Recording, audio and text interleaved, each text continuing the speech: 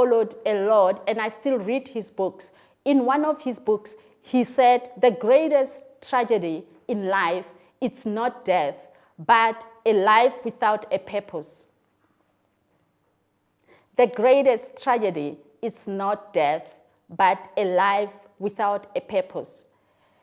And therefore, he also said, when you know your purpose, then you can achieve great things. You see, a life without a purpose, it's subject to being abused. When you don't have a vision for your life, then abuse is inevitable. When you don't have a vision for your business, then abuse of your business associates, abuse of clients, abuse of the resources that come in is inevitable. So my question to you today is, are you willing? Are you willing to do the things you haven't done? Say the things you haven't said before.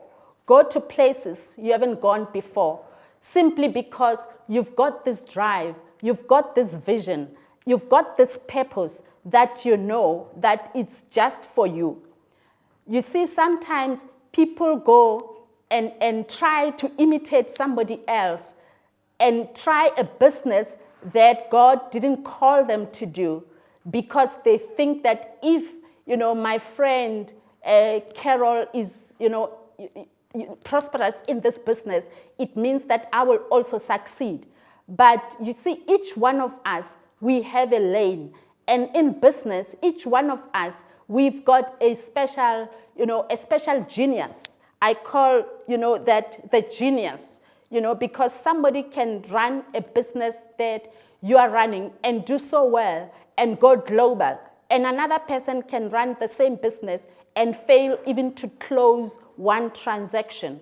So my question today, this afternoon, this morning to you is, are you willing? Are you willing to do the things you haven't done before? If you are running a business, are you willing to do the things you haven't done before in your business? Go places you haven't gone before.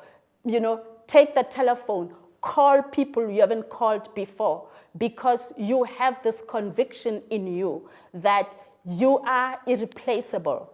Nobody can duplicate you. Nobody can do what you can do. And you are bringing, to the universe, you are bringing yourself, you are bringing your services, being very unique, having, being loaded with, the gift that is in you to the world. Because, you see, people are waiting on you. Each one of us, we've got a community to serve.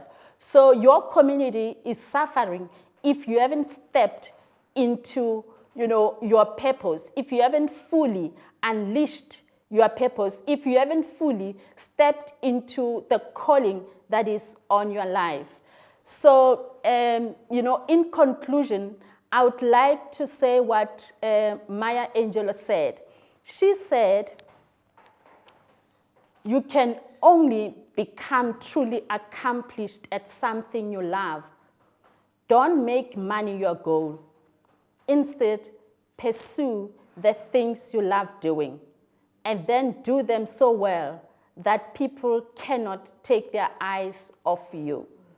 So I just want to continue to ask you, what do you want the world to say about you? What do you want your employees to say about you? Because at the end of the day, it's about the lives that you've impacted. It's not about the transaction. It's not about how many fans you have on social media. It's not about how many people have bought your product or your services, but it's about how many people have been impacted because you crossed their path. I remember Amanda Gorman. She said that, there is always a light if only we can see it. There is always a light if only we can see it, if only we can be it. So the light is always there, if only we can be that light. because sometimes people cross my path so that I can show them that in spite of my failures, it's possible to be a success. Sometimes people cross our path so that they can learn from our mistakes so they don't do them again. Sometimes people come into our businesses so that they can learn how tough we can be when the going gets tough, that we will also become so tough and also make it at the end of the day. So I just want you to listen to somebody that we absolutely, look up to as our role model. I want us to listen to Dr. Martin Luther King. And I want you tonight to go home. Okay, you are home probably. I want you tonight to actually write down the things that you enjoy doing. Write them all down. Maybe it's 50 things or maybe it's 100 things. Write them until you get to the point of being emotional, because this is what you like doing. And my friend, that is your purpose. The thing that gets you so emotional and the thing that you can do, even if nobody can pay you for it, that is your purpose. I've got about 14 questions that I can email you. I'm going to ask Beth to share the email in the chat. If you want those 14 things that can help you to identify your purpose, then you can go there and email me, and then I will email it to you. I just want you to listen clearly to what a man, an amazing man, Dr. Martin Luther King, what he had to say shortly before he was, murdered. So my question to you is, are you willing to step out? Because it's not that you step out to shallow waters, but it's because you step out by faith, knowing that, whether it's shallow water or it's deep waters, you still step because of the conviction that you have, because your conviction, it's more powerful than your convenience. Okay, let's listen. I have the pleasure to present to you Dr. Martin Luther King, Jr.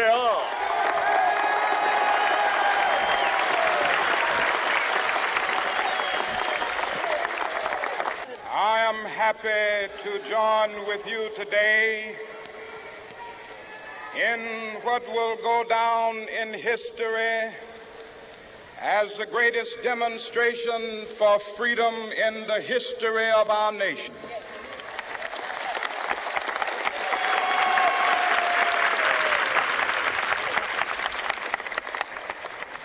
Five score years ago,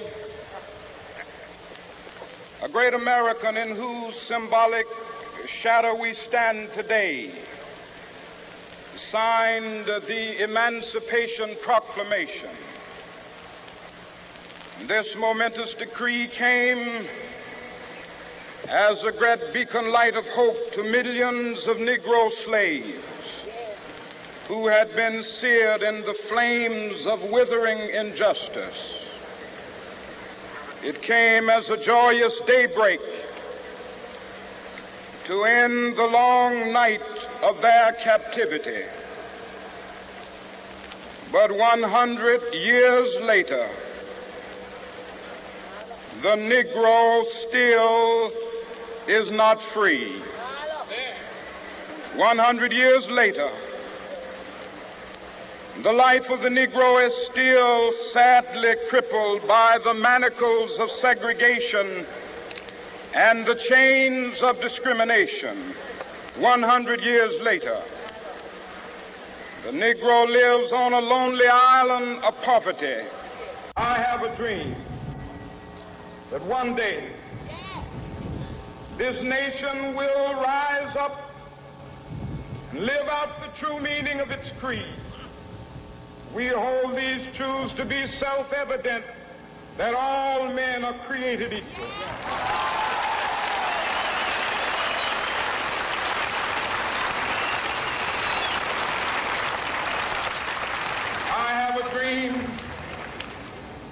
that one day on the red hills of Georgia, the sons of former slaves and the sons of former slave owners will they be able to sit down together at the table of brotherhood. I have a dream that one day,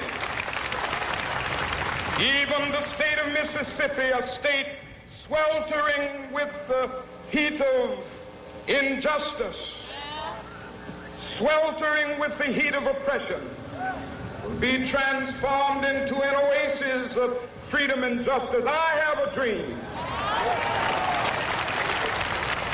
My 4 little children will one day live in a nation where they will not be judged by the color of their skin, but by the content of their character. I have a dream today.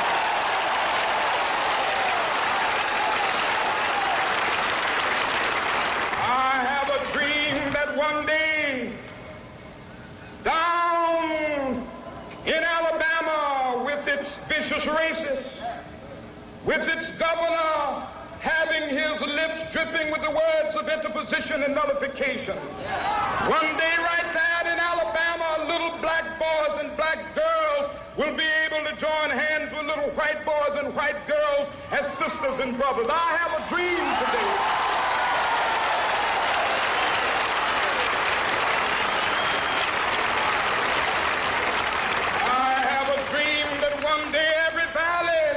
Exalted. And every hill and mountain shall be made low, the rough places will be made plain, and the crooked places will be made straight, and the glory of the Lord shall be revealed, and all flesh shall see it together.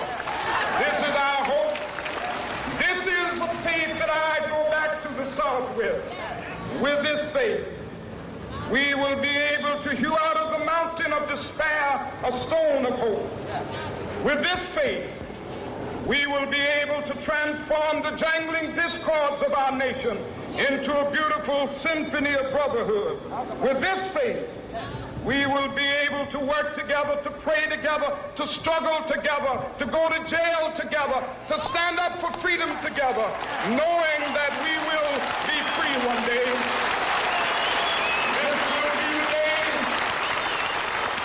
This will be the day when all of God's children be able to sing with new meaning, my country, tears of thee. Sweet land of liberty, of thee I sing.